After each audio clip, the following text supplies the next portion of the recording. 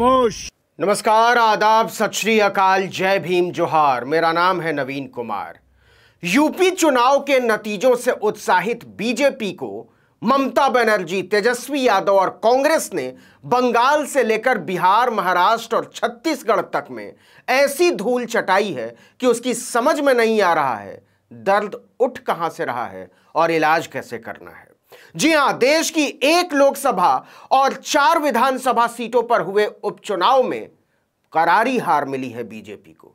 हर seat पर, नई सीटों पर जीत की बात तो छोड़ दीजिए, यहां तक कि लोकसभा और विधानसभा की जीती हुई सीटें भी वो गंवा बैठी। एक एक करके समझाते हैं इसको। जनता ने सबसे बुरा हाल किया है पश्चिम बंगाल में, जहां वो आसनसोल लोकसभा और बालीगंज विधानसभा दोनों सीटें बहुत बुरी तरह से हार गई। और केवल हारी नहीं है, शर्मनाक तरीके से हारी है। बीजेपी के उम्मीदवार तो अपनी हालत देख काउंटिंग के बीच से ही भाग खड़ी हुई। खामोश। आसनसोल बाबुल सुप्रियो के इस्तीफा देने से खाली हुई थी। सुप्रियो बीजेपी छोड़कर टीएमसी में शामिल हो गए थे। वहां तृणमूल कांग्रेस ने शत्रुघ्न सिन्हा को उतारा था। बीजेपी ने फैशन डिजाइनर और आसनसोल दक्षिण से अपनी विधायक अग्निमित्रा पॉल को उतारा। शत्रुघ्न सिन्हा ने इस सीट पर बीजेपी को ऐसे जख्म दिए हैं जिसे वो लंबे समय तक याद रखेगी। उन्होंने अग्निमित्रा पॉल को लगभग 3 लाख वोटों से हराया है।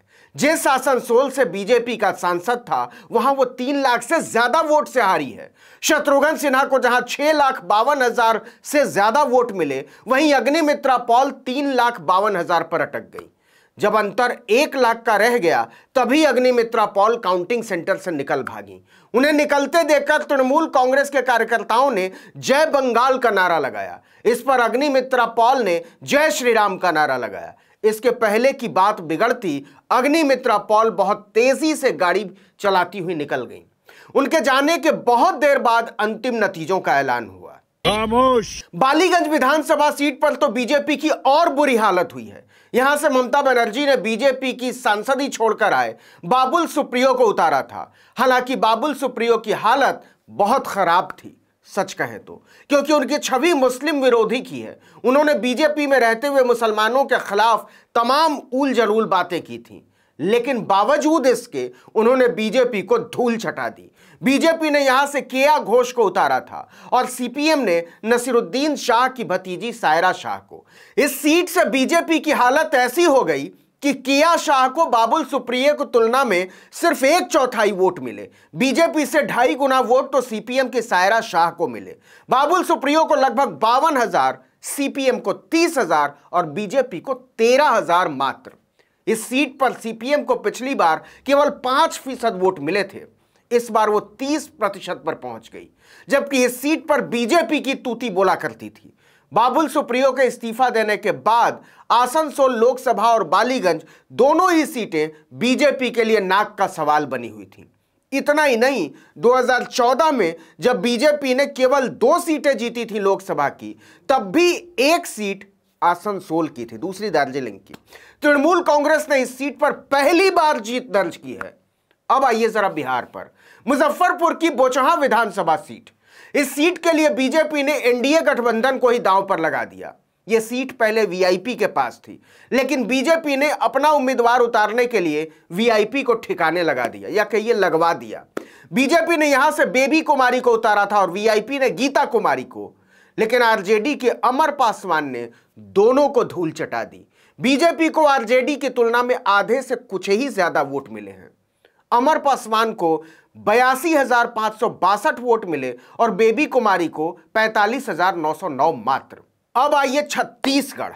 यहां की खैरागढ़ विधानसभा सीट पर भी उपचुनाव हुए थे। यहां भी बीजेपी की भारी दुर्गति हुई।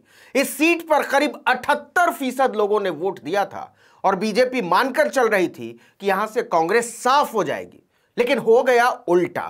कांग्रेस ने बीजेपी को 37,000 वोट से हराया है। बीजेपी को यहां कुल वोट ही 45,000 मिले और कांग्रेस को 82,000। अब आइए महाराष्ट्र। पश्चिमी महाराष्ट्र की कोल्हापुर उत्तर विधानसभा सीट कांग्रेस विधायक के निधन से खाली हुई थी। महाविकास अघाड़ी ने यह सीट कांग्रेस को ही दे दी थी। उसने दिवंगत विधायक की पत्नी जयश्री जाधव को मैदान में उतारा था, जबकि भाजपा ने सत्यजीत कदम को। इस सीट पर भी कांग्रेस ने भाजपा को बुरी तरह से धूल चटाई है। जयश्री जाधव को जहां 96,000 वोट मिले, वहीं सत्यजीत कदम को केवल 77,000, मतलब लगभग 20,000 वोटों का अंतर। इन नतीजों के बाद कहा जा रहा है कि इस हिसाब से तो 2019 में बंगाल की 18 लोकसभा सीटने वाली बीजेपी 5 सीटें भी जीत जाए तो बड़ी बात होगी, क्योंकि बालीगंज में वो केवल हारी नहीं है, तीसरे नंबर पर चली गई है। दूसरे नंबर पर आने वाली सीपीएम को उससे दोगुने से ज्यादा वोट मिले हैं। तो गड़बड़ी कहां हो गई? हर सीट पर मोदी का ही चेहरा आगे किया गया था, उन्हीं के नाम पर वोट मांगा गया था और बीजेपी मानकर चल रही थी कि इसके अलावा उसे किसी चीज की कोई जरूरत ही नहीं है।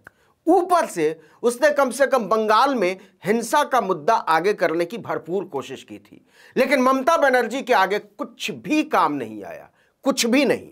खामोश। बंगाल, महाराष्ट्र और छत्तीसगढ़ में तो वो यानी बीजेपी ये कहकर निकल सकती है कि उपचुनाव के नतीजे अक्सर सत्ता के पक्ष में आते हैं। तो फिर बिहार में क्या हुआ? वहां तो उसकी अपनी सरकार है। दो उप मुख्यमंत्रियों ने डेरा ही डाल दिया था बोचहा में। मुख्यमंत्री नीतीश कुमार भी खेल रहे थे जमकर। यह गठबंधन की जीती हुई सीट थी, लेकिन तेजस्वी यादव ने अकेले दम पर उसे धूल चटा दी। इन नतीजों के बाद से ही बीजेपी में खलबली मची हुई है। कहां क्या गड़बड़ हो गई? 4 राज्यों में जीत के उत्साह पर उपचुनावों में 100% हार ने उदासी का पानी फेर दिया है। खासकर बंगाल और बिहार का झटका तो बहुत बड़ा है। मोदी के तिलिस्म को 2 ऐसे नेताओं ने चुनौती दी है जिन्हें वो अलग अलग वजहों से खारिज करती रही है। अब महंगाई, बेरोजगारी और हताशा में डूबी हुई जनता कुछ और तो कर नहीं सकती, तो इस हालत पर मजे ले रही है। हो ही वही जो राम रुचि राखा, जो जस करहि सो तस फल चाखा। इस वीडियो में इतना ही, लेकिन अगर आपने आर्टिकल 19 इंडिया को अब तक सब्सक्राइब नहीं किया तो फौरन कर दीजिए।